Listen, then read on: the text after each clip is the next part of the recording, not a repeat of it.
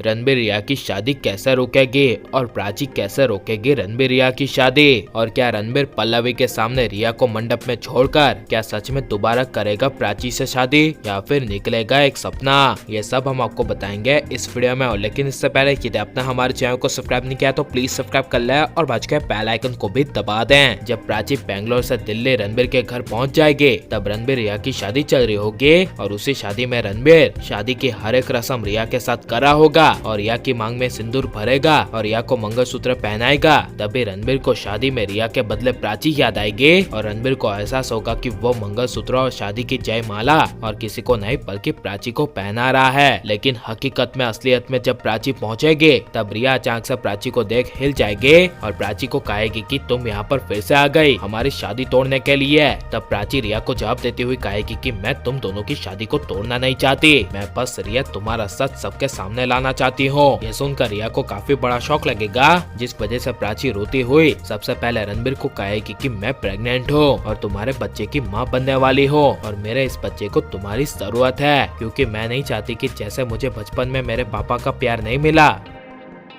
और बड़ा खुलासा करती हुई कहेगी कि तुम तो कभी रिया से शादी ही नहीं करने वाले थे, सबसे ज्यादा नफरत तो तुम रिया से करते हो और तुम्हें पता है कि रिया कैसी है, वैसे मेरे बच्चे को भी उसके पापा का प्यार नहीं मिले। ये सब सुनकर रणबीर कुछ बोल नहीं पाएगा लेकिन रिया बीच में कहेगी कि तुम कब से क्या बोली जा रही हो, यहाँ से चली जाओ वरना पुलिस को बुलाकर तुम्हें धक्के मार के बाहर निकलवाऊंगी। तब रणबीर कहेगा कि बोलने दो प्राची को। तब प्राची 1 महीने पहले होटल के बारे में असली खुलासा करती हुई कहेगी कि जो 1 महीने पहले हुआ था वो सब एक रिया की साजिश थी, जहाँ पर होटल में मैं और सिद्धार्थ मेरे मॉम डैड के कातिल को ढूंढने के लिए गए थे और होटल के जिस कमरे में एक औरत पैसे लेने आने वाली थी उसी कमरे में हम उस औरत को ढूंढने के लिए गए थे। लेकिन तभी किसी ने बाहर से दरवाजा बंद कर दिया था और कमरे में धुआं आ गया था जिस वजह से मैं और सिद्धार्थ जमीन पर ही बेहोश हो गए थे और पता नहीं किसी ने हम दोनों को बेड पर सुला दिया था। और सिद्धार्थ कह रहा था कि वो और कोई नहीं बल्कि तुम्हारी माँ पल्लवी थी और उसी वक्त रिया तुम्हें उस कमरे में लेकर आ गई और तुमने वो देखा जो रिया तुम्हें दिखाना चाहती थी जिससे हम दोनों अलग हो जाए। ये सुनकर रणबीर के होश उड़ जाएंगे